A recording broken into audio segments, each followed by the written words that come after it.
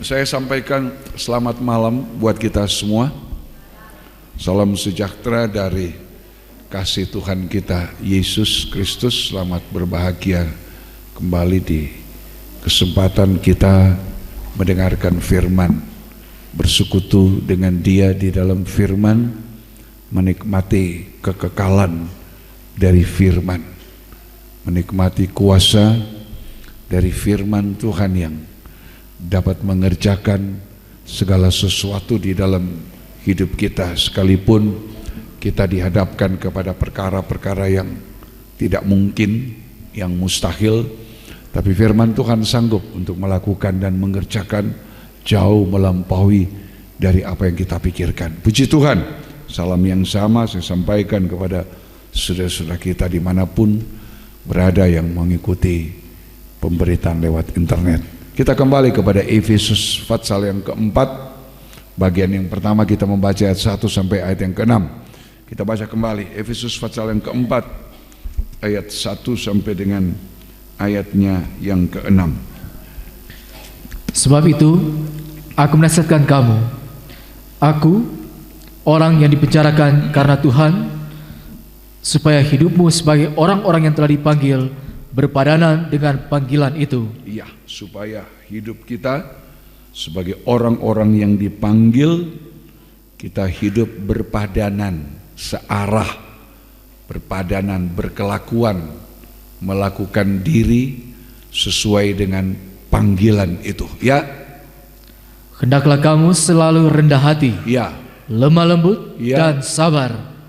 Tunjukkanlah kasihmu dalam hal saling membantu, ya, dan berusahalah memelihara kesatuan roh oleh ikatan damai sejahtera, satu tubuh dan satu roh, sebagaimana kamu telah dipanggil kepada satu pengharapan yang terkandung dalam panggilanmu.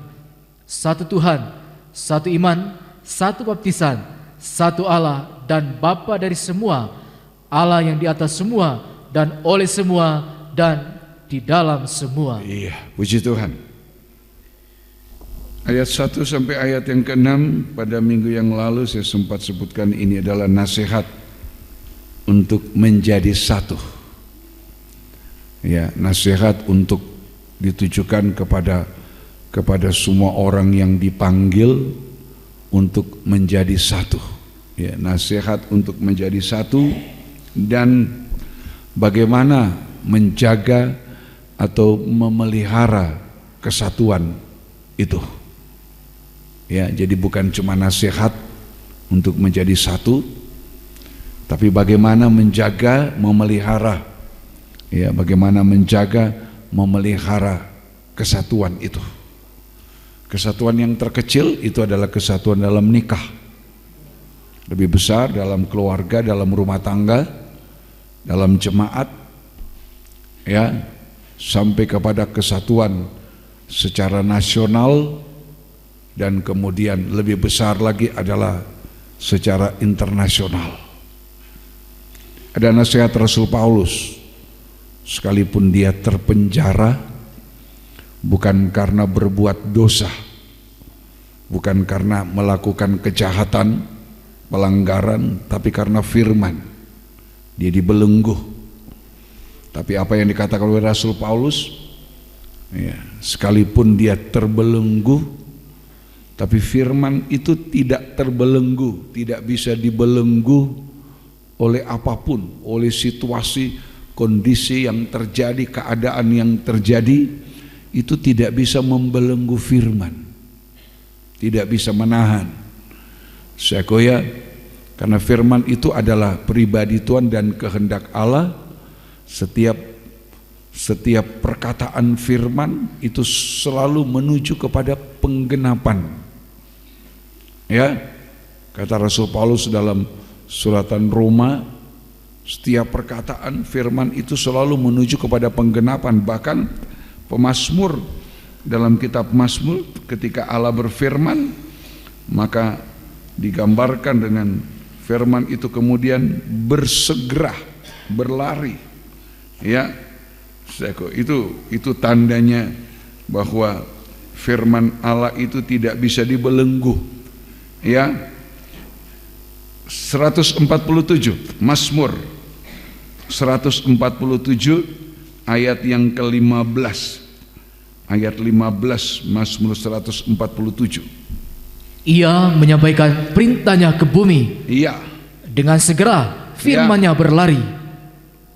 Dengan segera firman-Nya berlari. Makasih.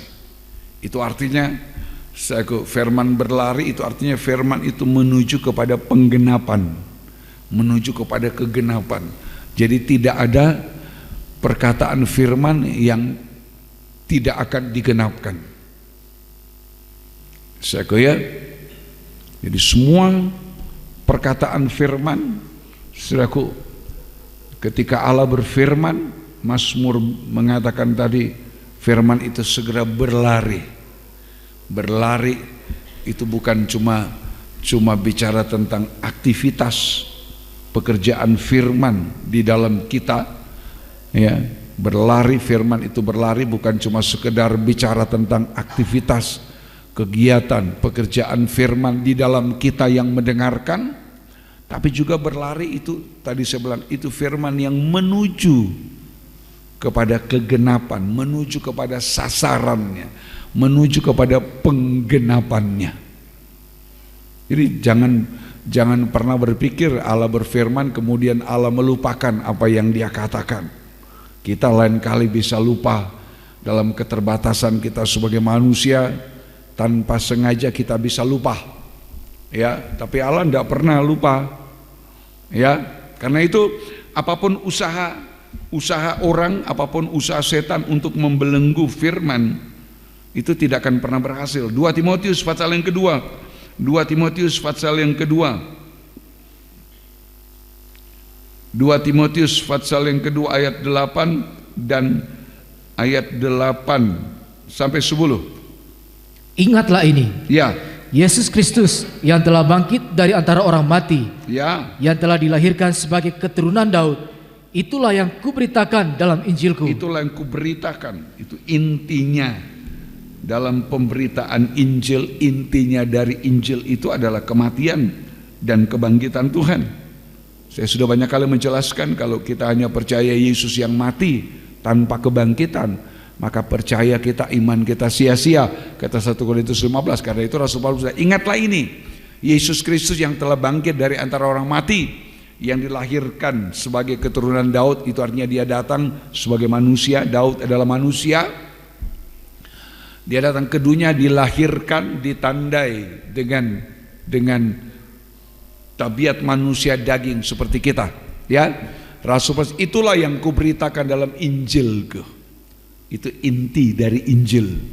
Yesus yang mati, Dia datang lahir seaku dalam dunia, seaku Dia sengsara, Dia mati, tapi Dia bangkit. Ya, ayat yang ke-9. Karena pemberitaan Injil inilah. Karena pemberitaan, kita perhatikan ini, karena pemberitaan Injil yang didasarkan kepada kematian kebangkitan, kebangkitan dengan kematiannya, Dia sudah mengambil alih terhadap dirinya semua pelanggaran, semua kejahatan, semua dosa, semua kelemahan, semua penyakit kita sudah Dia ambil alih untuk kita. Karena itu begitu orang percaya kepada korban Kristus, kehidupan itu dibebaskan, dia dibenarkan. Itu artinya dia dibebaskan dari semua kelemahan, kekurangan, dari semua kesalahan dan pelanggarannya.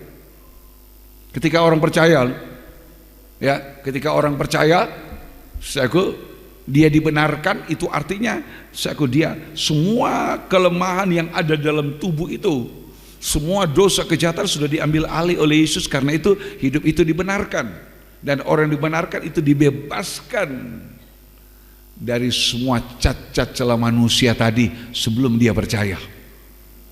Ya, kemudian kebangkitan, karena pemberitaan Injil itu Yesus dalam kematian kebangkitan bicara keubahan hidup.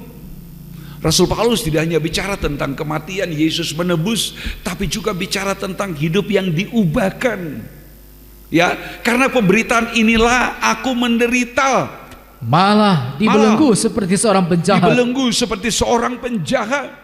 tetapi firman Allah tidak terbelenggu. Itu yang saya bilang tadi, apapun usaha iblis, apapun usaha orang untuk mencegah, membelenggu, menahan pemberitaan Injil yang sebenarnya, itu tidak akan pernah bisa berhasil. Mazmur 147 tadi, ketika Allah berfirman, firman itu berlari menuju kepada kegenapannya, berlari, bekerja, beraktivitas sesuai kehendak Allah dan menuju kepada kegenapannya. Tidak bisa dibelenggu. Ya, sebesar apapun halangan, rintangan, tantangan, saudaraku, kita harus percaya. Ya, sebesar apapun kesulitan yang harus kita hadapi, seizin Tuhan, percaya, firman itu tetap berkuasa, tidak bisa ditahan. Saat dia menolong, saat dia mengerjakan kita, saat dia memulihkan, maka itu akan terjadi. Ya, 10. Karena itu, aku sabar menanggung semuanya itu. Melihat kepada semua itu, Rasul Paulus bilang, itulah sebabnya aku sabar menanggung semua penderitaan itu. Bagi orang-orang pilihan Allah, Iya. supaya mereka juga mendapat keselamatan dalam Kristus Yesus, dalam kemuliaan yang kekal. Iya, dengan kemuliaan yang kekal. Kita lihat, ya, pekerjaan dari firman itu. Nah, dalam Efesus 4 tadi saya bilang Rasul Paulus menasihatkan dari penjara tentang nasihat untuk menjadi satu dan bagaimana memelihara kesatuan. Nah, dalam Efesus 4 ayat 1 tadi kita diingatkan lebih dulu tentang supaya hidup kita ini berpadanan dengan panggilan. Gitu. Ya, dari sejak minggu lalu saya sudah ulang-ulang, berpadanan dengan panggilan itu artinya berkelakuan sesuai dengan panggilan, berkelakuan, melakukan dirinya sesuai dengan panggilan. Kalau saya pakai istilah lain, berpadanan dengan panggilan itu artinya kita mempunyai gaya hidup sesuai dengan panggilan, gitu. Ya, berpadanan dengan panggilan. Ketika kita dipanggil, ya, kita dipanggil untuk menjadi percaya, tapi kita dipanggil bukan hanya untuk percaya. Kata Rasul Paulus juga, ya, tapi juga untuk menderita karena dia. Nah, ini hidup berpadanan dengan panggilan. Tadi saya bilang, ya, berkelakuan, melakukan diri. Ya, mungkin bahasa yang lebih gampang, kita punya gaya hidup sesuai dengan panggilan. Nah, gitu kan, gaya hidup sesuai dengan panggilan.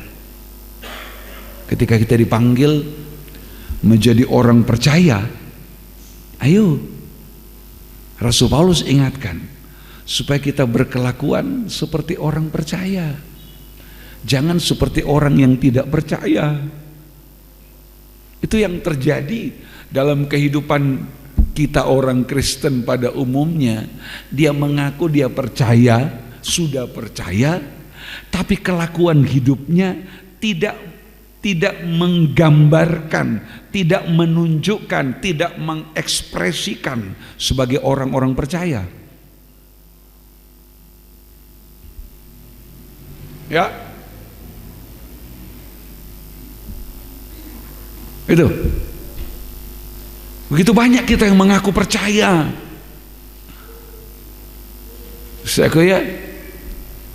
Kita menjadi percaya kepada dia dalam salibnya itu hanya karena kemurahan, panggilan. Panggilan Tuhan atas kita.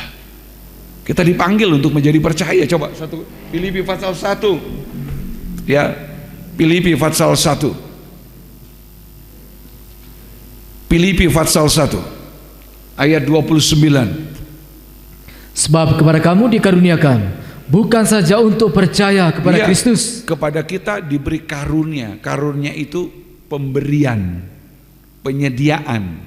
Panggilan itu pemberian, penyediaan disediakan oleh Tuhan kepada orang yang percaya.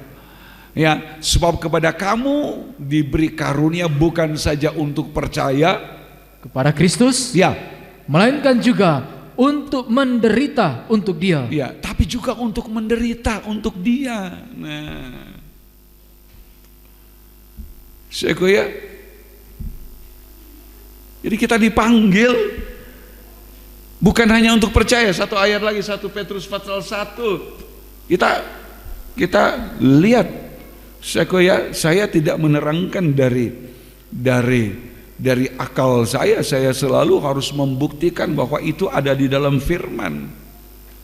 Walaupun ada orang tidak suka mendengar, waduh, kalau ibadah terlalu banyak ayatnya yang dibaca, loh lebih enak baca mana? Baca status 1 hari atau baca firman setengah jam? Ya? Kalau baca status tidak ada bosannya.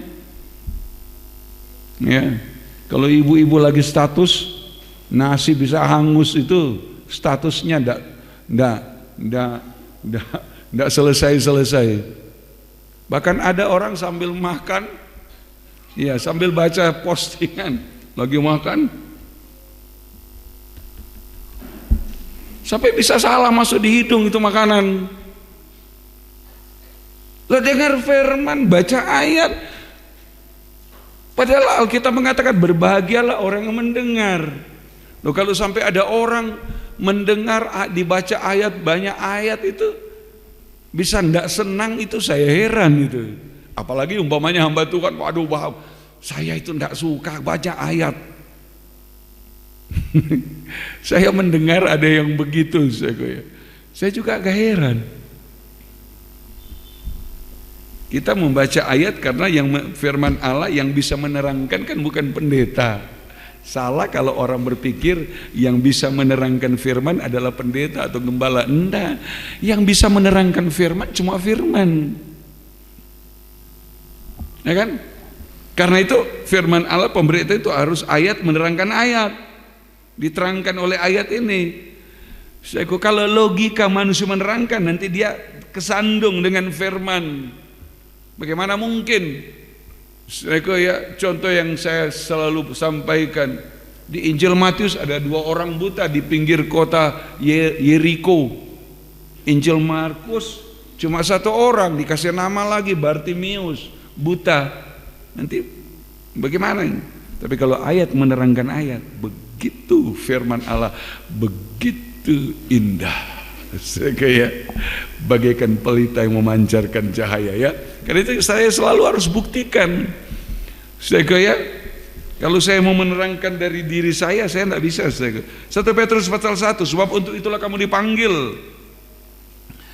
Ayat berapa? Bisa ditemukan. 1 Petrus, ya. 1 Petrus pasal yang kedua. 1 Petrus 2. Kita mulai ayat 19 saja. Kita mulai ayat 19. Sebab adalah kasih karunia.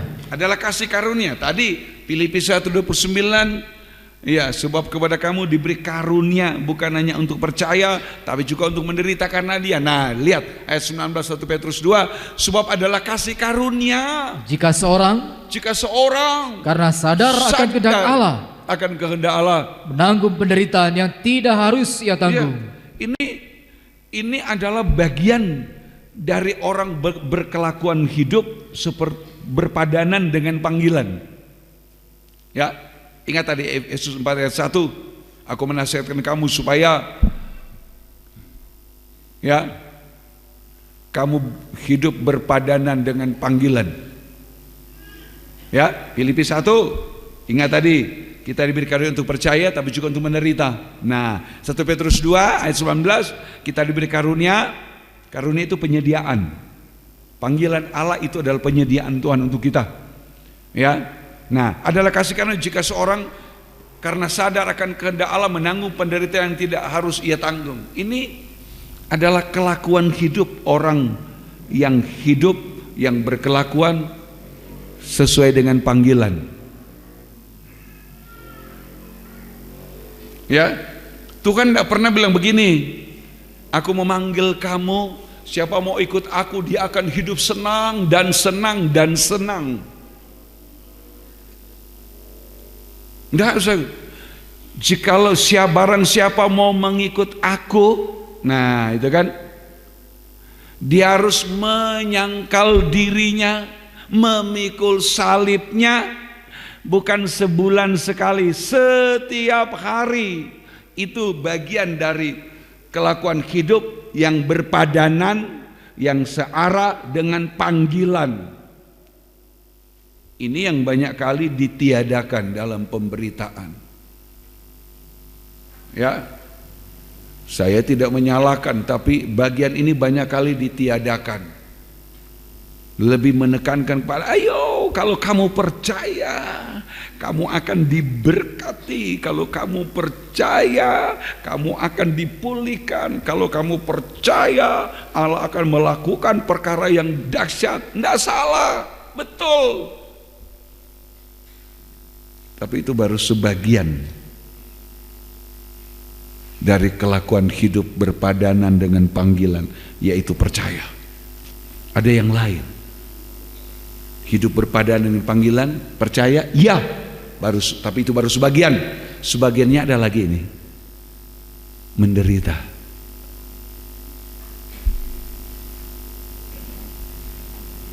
Karena itu dari awal Tuhan bilang, siapa mau ikut aku, dia harus menyangkal diri, menyangkal semua kehendak, semua keinginan, kemauan dari daging. Dia harus berani menyangkal. Kalau tidak, kita gagal. Orang gagal mengikut Tuhan. Ya. Nah, orang yang hidup berpadanan dengan panggilan, nih 1 Petrus 2 tadi, dia akan sadar karena begitu ada dalam pengikutan pelayan, begitu ada sengsara, ada kesulitan, ada tantangan, ada rintangan, dia sadar, ini kehendak Allah. Nah, begitu. Ulangi 19 tadi. Sebab adalah kasih karunia. Ya, lihat. Jika seorang karena sadar akan kehendak Allah, dia sadar. Kalau dia sadar, dia tidak akan mengomel. Dia tidak akan menyalahpahami Tuhan. Dia tidak akan bersungut seperti Israel yang tidak sadar akan kehendak Allah saat berada di padang gurun. Karena tidak mengerti tentang kasih karunia, mereka dibawa keluar dari Mesir lewat domba Paskah, tidak pernah dihargai dengan sungguh-sungguh. Mereka tidak sadar. Begitu ada kesulitan di padang gurun, begitu ada kekurangan, begitu diizinkan tidak ada air, tidak ada makanan, bersungut, bertengkar, menyalahkan Musa, menyalahkan Tuhan, karena tidak sadar. Inilah kelakuan hidup kita orang Kristen. Kalau kita tidak hidup berpadanan dengan panggilan, hidup kita akan diisi dengan sungutan, akan diisi dengan setiap kali kita salah melihat Tuhan dalam rencananya, dalam kehendaknya. Itu. Saudaraku ya. Tapi kalau kita sadar akan kehendak Allah, ini namanya cuma kemurahan.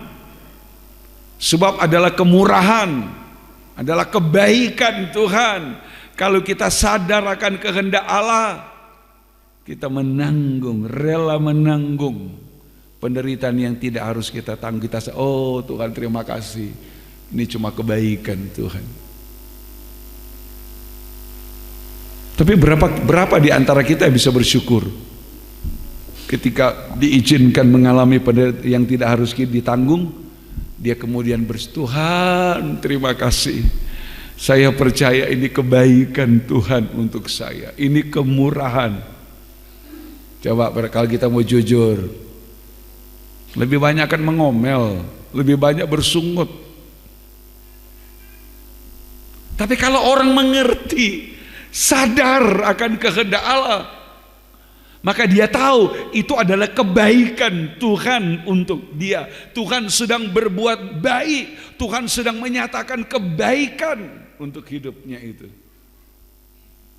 Cuma Kristen kita kan lebih banyak mengukur kebaikan Tuhan dengan apa yang diterima. Oh Tuhan, terima kasih apa yang saya terima.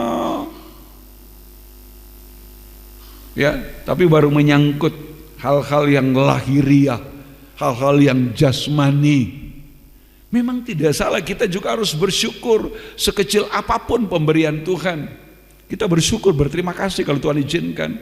Tapi untuk mensyukuri pemberian Tuhan dalam bentuk diizinkan menanggung penderitaan karena kehendak Allah, itu hanya orang yang mengerti dan hanya orang yang mau hidup berpadanan dengan panggilan yang akan bersyukur, yang akan berterima kasih kepada Tuhan. Tidak mudah ya, mau hidup berpadanan dengan panggilan. Saya tidak mudah kita hidup berpadanan dengan panggilan. Tidak mudah. Tapi kalau kita bisa mengerti, kita bisa berkelakuan seperti itu kemurahan Tuhan. Ayat 20. Sebab dapatkah disebut pujian? Sebab dapatkah disebut pujian jika kamu menderita pukulan karena kamu berbuat dosa? Ya, apa kalau berbuat dosa itu dipuji? Tapi itu yang terjadi sekarang. Ya, itu terjadi sekarang di mana-mana. Orang ingin dipuji karena berbuat dosa, orang ingin dipuji karena berbuat kejahatan, ingin dapat pujian. Apalagi mulai anak-anak ABG itu, anak baru gede, orang-orang muda. Coba lihat, ada di mana-mana, hampir di mana-mana. Untung di Lenguan tidak seperti yang terjadi di kota lain. Ada perang tarkam, ya, perkelahian antar kampung itu, diistilahkan tarkam. Di Manado yang lalu itu, sampai hari ini perang wire, pakai wire. Sebenarnya itu kalau mau diurut, kenapa? Itu kan dilakukan oleh orang-orang yang hanya ingin dipuji, bahwa dia berhasil mengalahkan, dia berhasil melukai orang. Kalau dia orang Kristen, dia mengerti panggilan Tuhan, dia tidak akan melakukan itu. Disuruh, disewa sekalipun, dia tidak akan melakukan. Kenapa? Karena dia mengerti bagaimana dia harus hidup berpadanan dengan panggilan. Tapi kalau dia tidak mengerti, dia cuma tahu dia orang percaya, sampai kapanpun dia percaya, kalau dia mati dia selamat. Tertipu dengan ajaran yang mengatakan sekali selamat kamu selamat. Sehingga biar dia berbuat kejahatan, berbuat dosa, dia pikir dia akan selamat. Dia menjadi orang percaya tapi hidup tidak berpadanan dengan panggilan. Dia bikin panggilan sendiri untuk dilihat, untuk ditonton, untuk dipuji orang. Mungkin banyak kali kita lihat nih, yang banyak kali dirahsia oleh aparat keamanan, itu begal-begal motor, itu geng-geng motor, mau lewat orang tidak ada salah, dibacok, ada yang sampai dibunuh. Ada orang, mereka cuma lewat, ada orang dibacok, orang tidak bikin salah. Kenapa? Itu karena ingin dipuji. Oh, geng kami yang begini, kami yang terkenal sadis, senang dipuji karena sadis.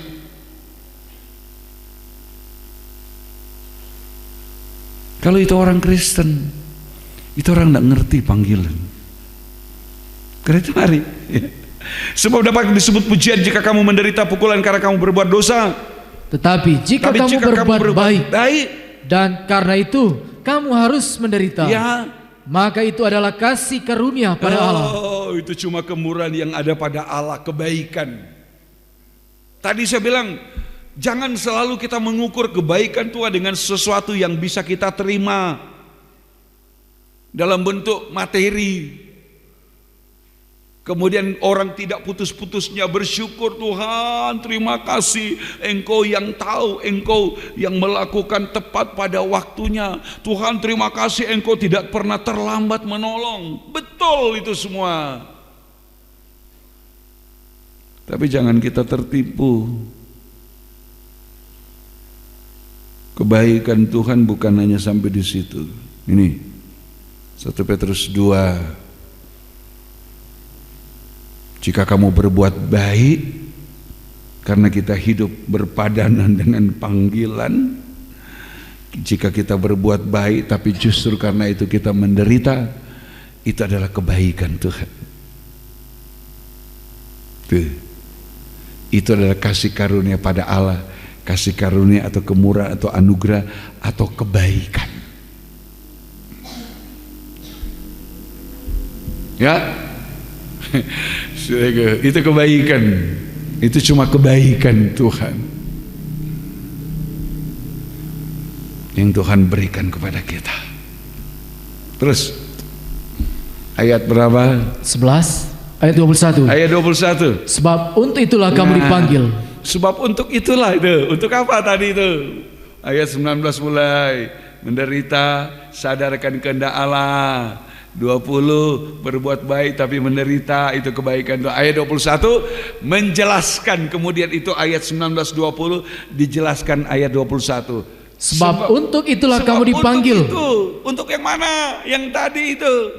Sadarkan kehendak Allah, menanggung penderitaan tidak harus ditanggung. Sudah berbuat baik malah menderita. Tuhan bilang, nah untuk itulah kamu dipanggil. Karena itu kamu dipanggil. Kalau bukan karena itu kamu tidak dipanggil. Itu bahasanya begitu. Untuk itulah kamu dipanggil. Karena Kristus pun telah menderita untuk kamu. Telah menderita untuk kamu dan telah meninggalkan teladan bagimu. Dia tinggalkan teladan supaya kamu mengikuti jejaknya. Supaya kita ikut jejaknya. Itu Rasul Paulus nasihatkan Efesus 4 tadi. Sebelum dia bicara tentang bagaimana kita menjadi satu tubuh Kristus, tubuh yang akan disempurnakan untuk masuk dalam pesta kawin anak domba Allah nanti. Sebab nasihat untuk menjadi satu itu menjadi satu tubuh Kristus. Itu gereja Tuhan yang sempurna untuk bisa masuk pesta kawin anak domba. Tanpa kesatuan, tanpa penyempurnaan ini kita tidak bisa masuk pesta kawin anak domba. Tapi sebelum itu Rasul Paulus ingatkan dulu, ayo kamu harus hidup dulu berpadanan dengan panggilan.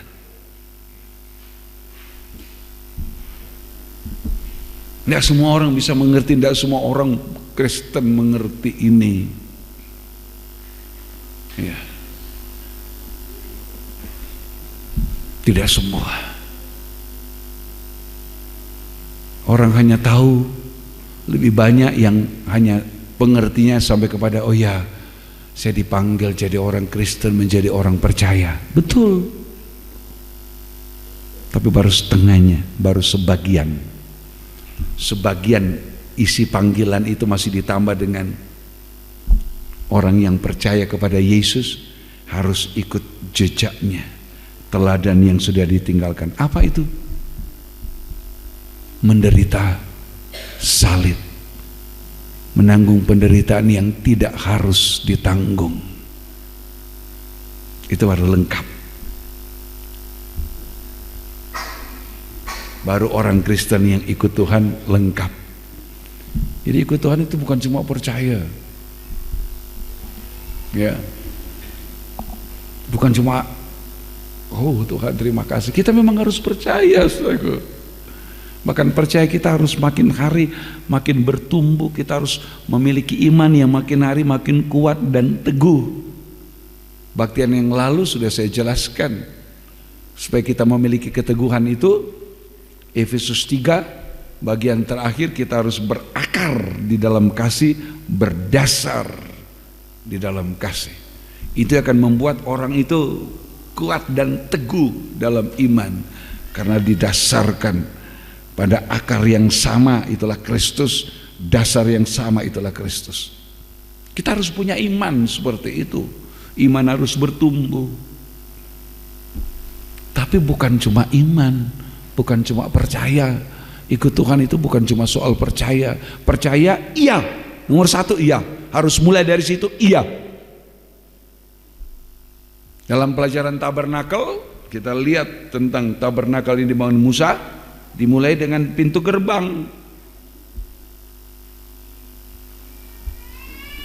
Pintu gerbang soal iman, percaya, menerima Dia, Yesus. Ya, percaya kepada Dia, mulai dari situ. Tapi begitu masuk pintu gerbang, ada mezbah korban bakaran, ada bejana basuhan dan seterusnya. Tidak berhenti di pintu.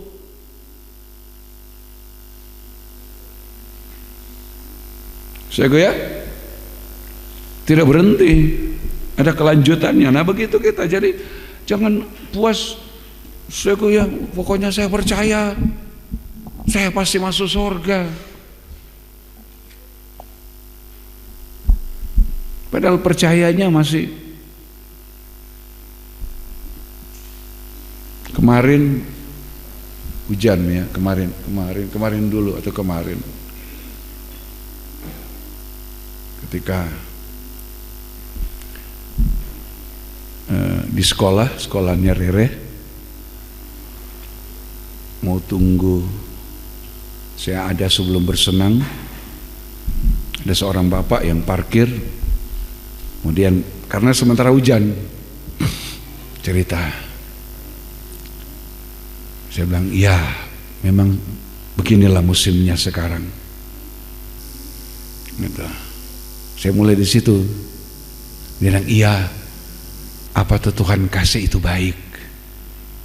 Saya bilang, nah itu yang betul. Mau hujan mau panas, saya begini, bisa saja orang berdoa sama Tuhan, Tuhan kalau boleh hari ini panas. Tapi orang minta, orang tetangga sementara berdoa, Tuhan kalau boleh hari ini hujan. Dia bilang, oh iya ya, dia kan orang minta kan orang tetangga, dia perlu hujan, mungkin ada, kalau dia punya tanaman yang baru ditanam perlu air, dia berdoa, Tuhan kasih hujan.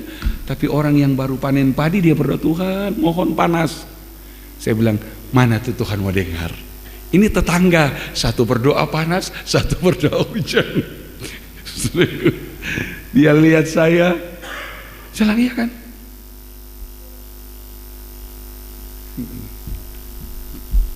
Saya bilang, kan itu yang kamu bilang tadi itu betul. Apa tuh Tuhan kasih, itu tuh baik. Baru kita cerita lebih jauh lagi. Tapi dia nggak tahu saya kalau pendeta gitu. Saya lebih suka orang nggak tahu begitu, jadi bebas dia bercerita. Saya senang sekali cerita banyak. Sudah kayak puji Tuhan. Ayo, saya kayak kadang-kadang memang seorang hamba Tuhan dihargai karena jabatannya, pendetanya. Siapa dia? Oh pendeta. Iya, tapi kelakuannya kan belum tentu. Lebih baik orang yang tahu pendeta, lebih baik. Kan gitu. Iya. Dia bilang, iya betul Bapak. Bapak, Om, itu macam-macam dibilang. Saya iya, itulah kita. Harus bersyukur dalam segala sesuatu. Iya. Ayo. Berpadanan dengan panggilan. Ini untuk menuju kepada kita nanti bisa menyatu dalam satu kesatuan tubuh Kristus. Kalau kita tidak hidup berpadanan, umpamanya saya dengan Saudara Fernando, Ya, mengerti tentang panggilan. Oh ya, dipanggil. Tapi kemudian saya dalam panggilan berkelakuan lain, dia juga berkelakuan lain. Tidak bisa ketemu. Tidak bisa. Kami tidak bisa menjadi satu. Karena kelakuan dalam panggilan berbeda. Tidak sesuai dengan firman. Tidak sesuai dengan Injil, tidak sesuai dengan kebenaran, tidak bisa ketemu. Sekalipun dia membantu saya membaca, kan gitu. Karena itu sebelum bicara tentang satu tubuh, satu iman, satu baptisan, satu Allah, satu Tuhan, satu pengharapan, Rasul Paulus bicara dulu tentang orang yang mau masuk dalam satu kesatuan tubuh Kristus. Dia harus sama berkelakuan dalam panggilan. Sebagai apa kita dipanggil? Itu. Dua orang yang dipanggil. Yang satu, oh ya, dia percaya, ya, tapi juga dia mengerti, iya. Jadi orang dipanggil Tuhan, ikut Tuhan, melayani, juga harus rela menderita karena Tuhan. Yang satu, dia percaya. Tapi dia tidak bisa terima itu. Bagaimana ikut Yesus harus menderita? Coba. Yang satu percaya semua itu. Bukan cuma percaya tapi juga menderita. Oh iya, memang kata begitu maunya Tuhan. Yang satu tidak. Saya percaya. Tuhan itu penebus, Tuhan itu juru selamat. Tapi kalau harus menderita karena dia, nah, saya enggak. Ini dua orang tidak bisa menyatu. Tidak bisa. Nanti kalau bisa menyatu, begitu cerita berlawanan, begitu cerita bentrok, begitu cerita marah, karena tidak sama, tidak bisa sehati, tidak bisa sepikir. Itu sebabnya Rasul Paulus saya ingatkan, mulaikan dengan kita hidup berpadanan. Kita yang sudah dipanggil, sebagai orang sudah dipanggil, kita hidup berpadanan dengan panggilan. Sebagai apapun kita dipanggil. Coba kita lihat terakhir 1 Korintus pasal yang ke 1 Korintus. Ini ada contoh panggilan, berpadanan dengan panggilan. Ya, 1 Korintus pasal yang ke-7 ayat 17 mulai. Ini contoh saya kita lihat ya. Dari apa yang saya jelaskan tadi panggilan untuk percaya, tapi juga untuk menderita karena dia. Ya, 1 Korintus 7 ayat 17 mulai. Selanjutnya, hendaklah tiap-tiap orang tetap hidup seperti yang telah ditentukan Tuhan baginya. Ya, ini judulnya hidup dalam keadaan seperti waktu dipanggil Allah. Selanjutnya, hendaklah tiap-tiap orang tetap hidup seperti yang telah ditentukan Tuhan baginya, dan dalam keadaan seperti waktu ia dipanggil Allah. Inilah ketetapan yang kuberikan kepada semua jemaat. Ya. Kalau seorang dipanggil dalam keadaan bersunat, janganlah ia berusaha meniadakan tanda-tanda sunat itu. Dan kalau seorang dipanggil dalam keadaan tidak bersunat, janganlah ia mau bersunat. Sebab bersunat atau tidak bersunat tidak penting. Yang penting ialah mentaati hukum-hukum Allah. Baiklah tiap-tiap orang tinggal dalam keadaan seperti waktu ia dipanggil Allah. Adakah engkau hamba waktu engkau dipanggil? Itu tidak apa-apa. Tetapi jikalau engkau mendapat kesempatan untuk dibebaskan, pergunakanlah kesempatan itu. Sebab seorang hamba yang dipanggil oleh Tuhan dalam pelayanannya adalah orang bebas milik Tuhan. Demikian pula orang bebas yang dipanggil Kristus adalah hambanya. Ya, 23. Kamu telah dibeli dan harganya telah lunas dibayar. Karena itu, janganlah kamu menjadi hamba manusia. 24. Saudara-saudara, hendaklah tiap-tiap orang tinggal di hadapan Allah dalam keadaan seperti pada waktu ia dipanggil. Iya. Rasul Paulus bicara tentang keadaan secara lahiriah ini lebih dulu. Kalau dia dipanggil waktu itu dalam keadaan seorang hamba, ya, tidak apa-apa. Kalau dia dalam keadaan atau sebab seorang hamba yang dipanggil oleh Tuhan dalam pelayanannya, orang itu adalah orang bebas, bukan hamba. Orang yang bebas yang dipanggil Tuhan dalam pelayanan, dia adalah hamba Tuhan, umpamanya hamba Allah, hamba kebenaran, Kan gitu. Itu bicara keadaan. Tapi kemudian praktek dalam panggilan. Apakah dia orang bersunat, tidak bersunat, dia dari hamba atau dia orang merdeka, dia dari orang berpunya atau tidak berpunya, tapi ketika dia masuk dalam panggilan karena dibeli oleh darah Yesus, ayat 23 1 Korintus 7, maka praktek dalam panggilannya adalah dia bukan cuma jadi orang yang percaya, tapi juga harus jadi orang yang rela menderita karena kehendak Allah. Itu kelakuan dalam panggilan. Mulai dari situ. Saya kira mulainya dari situ. Sebab untuk itulah kamu dipanggil, kata 1 Petrus 2. Sebab Kristus sudah menderita untuk kamu, telah meninggalkan teladan bagimu, supaya kamu ikuti jejaknya. Ikuti jejak dalam panggilan. Apa itu? Jejak Kristus.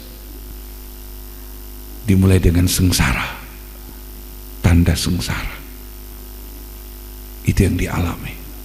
Sengsara sampai kepada kematian, tapi juga bangkit. Mengikut dia, hidup berpadaan dengan panggilan. Kalau kita mau praktekkan, ya juga begitu. Bukan cuma percaya, tapi juga ada kerelaan. Kalau itu kehendak Tuhan, kita harus jalani. Ya, supaya saat dia ada dalam kebangkitan, kita ngalami. Dari menderita dalam tubuh karena dia, kita alami keubahan. Itu kebangkitan. Keubahan itu kebangkitan.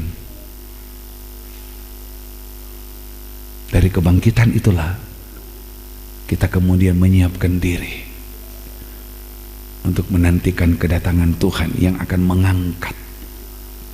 Tuh. Bukan kita sendiri. Kita dalam tanda kematian, tanda kebangkitan. Tubuh kebangkitan ini seperti Yesus, itu yang diangkat, naik. Kita dalam tanda kebangkitan, keubahan, itu menantikan pengangkatan saat dia datang kedua kali. Itu diangkat. Itu jalannya kita. Kalau baru mentok berhenti dipercaya, itu belum apa-apa, saudaraku. Ada begitu banyak orang percaya tapi tidak rela menderita, kan? Seperti Israel. Israel itu percaya, tapi mereka tidak rela menderita. Karena itu mereka kemudian menolak negeri yang dijanjikan. Berita ini memang berita tidak enak didengar kok, oleh orang kebanyakan. Tidak enak didengar oleh telinga. Kenapa sih tidak bicara berkat? Kalau bicara berkat kan, kalau saya cuma bicara berkat, itu cuma perasaan saudara yang dijama, bukan hati. Cuma emosi saudara yang dijama. Kalau saya menyampaikan firman hanya untuk berkat, kan senang tuh kalau dengar berkat itu. Apanya yang senang? Perasaan. Senang, hati enggak.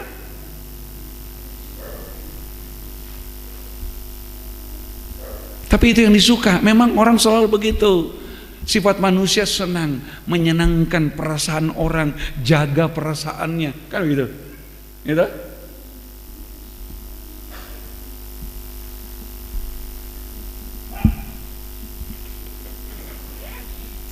Tapi kalau saya, pemberitaan saya hanya untuk menjamah perasaan saudara.